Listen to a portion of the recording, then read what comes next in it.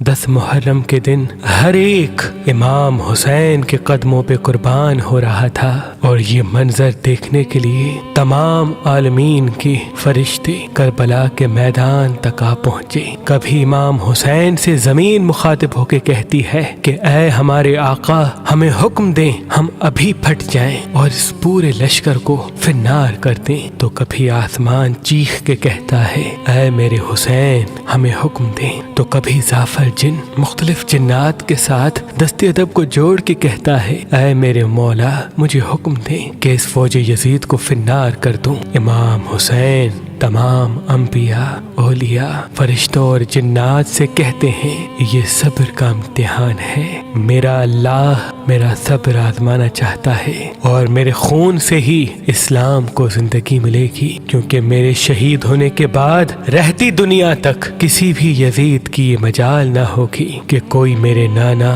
حضرت محمد مصطفیٰ صلی اللہ علیہ وآلہ وسلم کی شریعت کو جھوٹا کہے۔ بس سب مولا حسین کا امتحان دیکھ رہے ہیں۔ امام حسین علی اکبر کے سینے سے برچھی نکالتے ہیں تو کبھی اپنے 6 ماہ کا بچہ قربان کرتے ہیں۔ جب آپ کے ساتھ کوئی نہ رہا، آپ خیام میں آتے ہیں، بیویوں سے الوداع کہتے ہیں۔ امام سجاد کو وصیتیں کرتے ہیں کہ اسلام کے لیے ہر دکھ تکلیف کو برداشت کرنا، لیکن قدم قدم پہ اپنے نانا کی رسالت کی گواہی دیتے رہنا۔ بس جیسے ہی بیویوں سے الوداع کہہ کے زلجنا کو حکم دیتے ہیں کہ اے میرے گھوڑے، مجھے میدان میں لے کے چل، زلجنا آگے نہیں بڑھتا۔ امام حسین زلجنا کے قدموں میں دیکھتے ہیں کہ آپ کی بیٹی سکینہ زلجنا کے پیروں میں لپٹی ہوئی ہے۔ آپ اترتے ہیں، اپنی بیٹی سے فرماتے ہیں اے میری بیٹی سکینہ، اپنے بابا سے الوداع کہو۔ بی بی سکینہ فرماتی ہے بابا صبح سے لے کے اب تک جو میدان میں گیا وہ واپس نہیں آیا۔ امام حسین فرماتے ہیں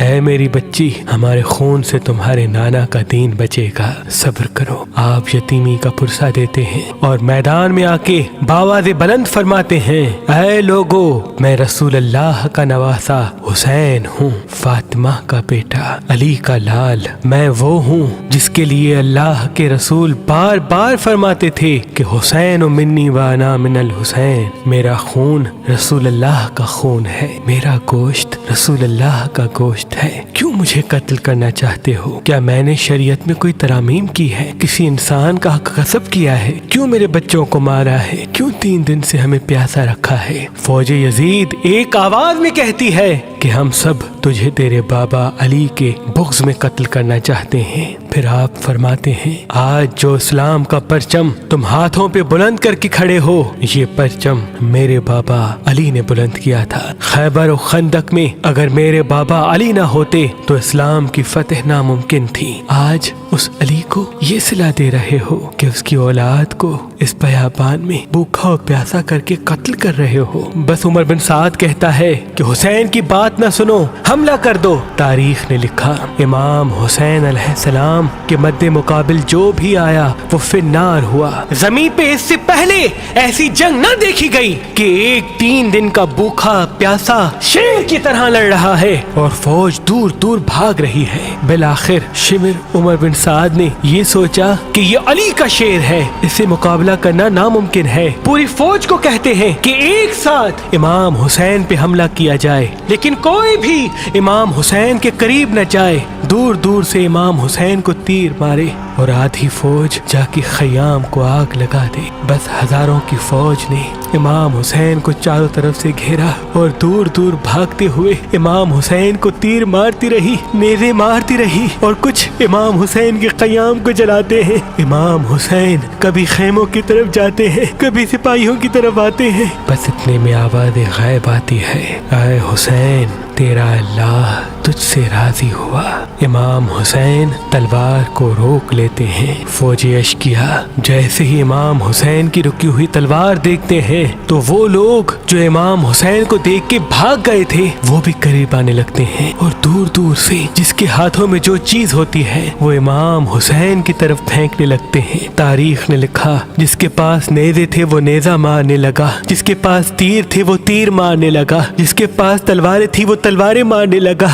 جس کے پاس مارنے کے لیے کچھ نہ تھا، وہ کربلا کی گرم زمین سے مٹی اٹھاتا اور امام حسین کی طرف پھینکتا۔ تاریخ نے لکھا آپ کے جسم پہ اتنے تیر تھے کہ آپ کا جسم مبارک دور سے نظر تک نہیں آ رہا تھا۔ آپ نے چاہا کہ آپ اللہ کے دربار میں سجدہ کریں۔ آپ اپنے آپ کو گھوڑے کی زین سے زمین کی طرف لے کے جاتے ہیں، لیکن آپ کے جسم مبارک پہ تیر اتنے تھے، نہ آپ زمین پہ تھے نہ گھوڑے کی زین پہ تھے، تیروں کے مسلح پہ تھے۔ یہ منظر تمام انبیاء دیکھ کے زارو قطار رو رہے تھے۔ بس جو بھی امام حسین کا سر کاٹنے کے لیے قریب آئے، امام حسین کے چہرے میں ان کو رسول اللہ کا چہرہ نظر آئے اور وہ چیخ کے دور چلا جائے۔ بس شمر نے کہا یہ کام مجھ سے ہونا ہے۔ بس شمر قریب آتا ہے، امام حسین کے سر سے امامہ اتارتا ہے، آپ کے بالوں میں ہاتھ ڈالتا ہے، چھری کو گلے پہ رکھتا ہے، پہلی ضرب چلاتا ہے۔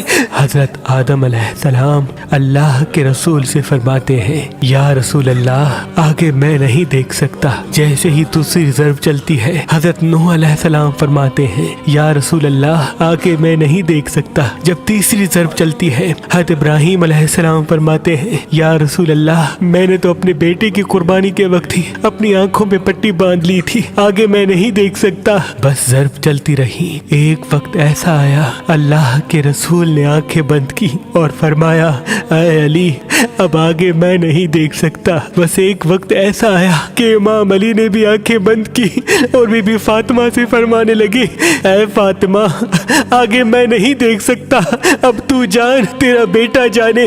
بی بی فاطمہ زہرا مقتل میں دیکھتی ہے کہ شمر مسلسل امام حسین کے گلے پہ خنجر چلا رہا ہے۔ آپ قریب آتی ہے، دونوں ہاتھ امام حسین کی گردن پہ رکھتی ہیں اور فرماتی ہے اے شمر نہ مار، میرے بچے کو نہ مار، میں نے چکیاں پیس کے اس کو پالا ہے، یہ تیرے رسول کا نواسا ہے۔ لیکن افسوس شمر مسلسل امام حسین کے گلے کو کاٹتا رہا۔ شمر دیکھے امام حسین کے مسلسل لب ہل رہے ہیں، سوچا کہ شاید حسین ہمیں بد دعا دے رہے ہوں گے۔ قریب آ کے جب سنتے ہیں تو امام حسین فرما رہے تھے اے اللہ میرے بچوں کی قربانی قبول کرنا، میرے عزیز و اقارب کی قربانی قبول کرنا۔ تیرا شکر ہے کہ تو نے اپنے محبوب کے اس نواسے حسین کو اس عظیم امتحان کے لیے چنا، میری قربانی قبول کرنا۔ تو عظیم ہے، تو اعلیٰ ہے، اگر میری 70 جانیں بھی ہوتی تو وہ بھی میں تیرے نام پہ تیرے اسلام پہ قربان کرتا۔ سلام ہو آل محمد پر،